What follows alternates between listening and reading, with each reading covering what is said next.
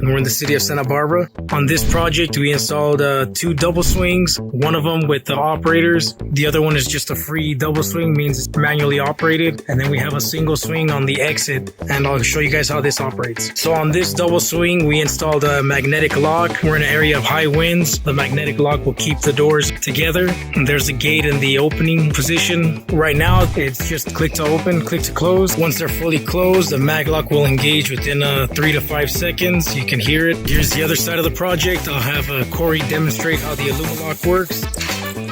So there you are, you enter the code, the lock automatically opens. This project came out really nice. Customer is very happy. This Illumalock is exclusive only to Mulholland. This is our own brand. There it is right there. Beautiful lock. Here's the inside view of the double swing. This is the last and final door. I'll go ahead and show you guys how it operates. There's the door in the opening position. This gate just has a photo eye and it has a 30-second timer. That's it, guys. Another beautiful install by Mulholland.